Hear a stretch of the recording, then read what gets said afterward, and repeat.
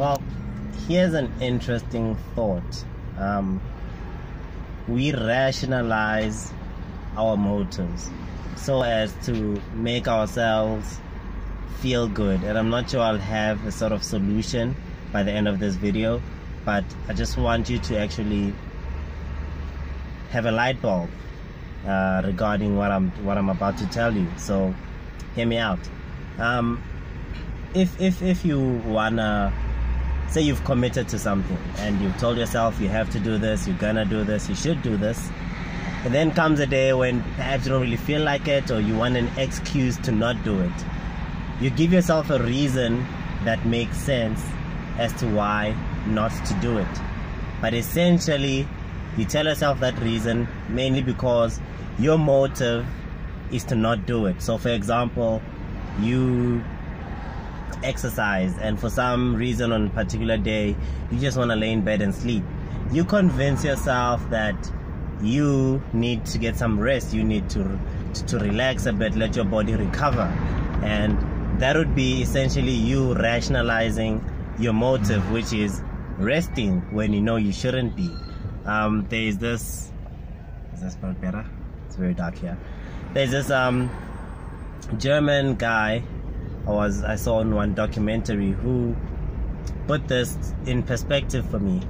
So he used to tell himself that him being in the limelight, so he's a rich guy, and he likes being on the limelight, in the limelight, being on TV, cameras and all that.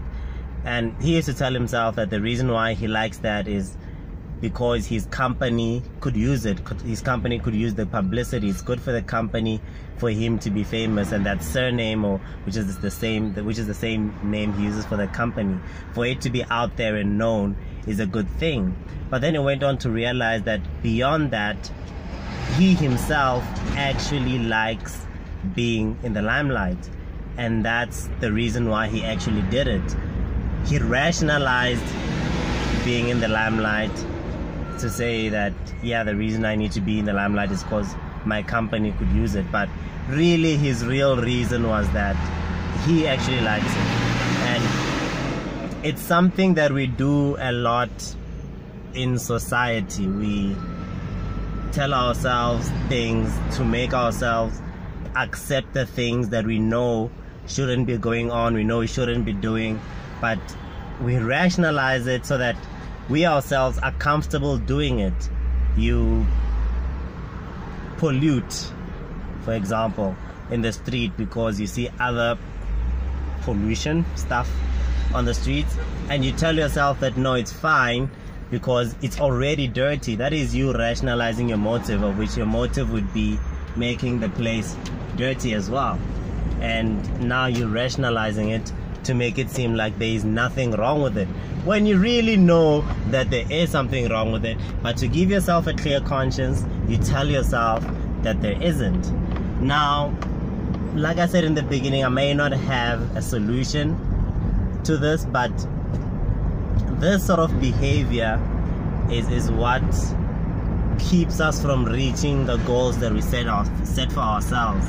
It's what stands in between us and that next hurdle that we need to cross, that we need to get through to get to where we want to go. Because that extra effort that you would have had to put in, that you now didn't put in because you rationalized some reason to yourself, you rationalized some action or a lack thereof to yourself, so that you don't have to actually do the thing that you needed to do in order to get to that next step. Because of those things, we don't end up getting to where we want to be at the time at which we envisioned getting there. So it's important that we have and we build the discipline, that we create a culture within ourselves of discipline and of pulling through and seeing things through. Once you start something, you see it through.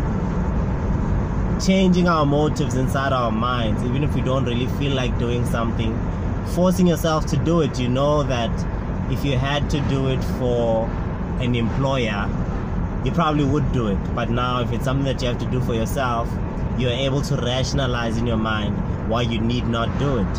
And I feel it's something we have to learn to get rid of. And it is something that I've spoken about before.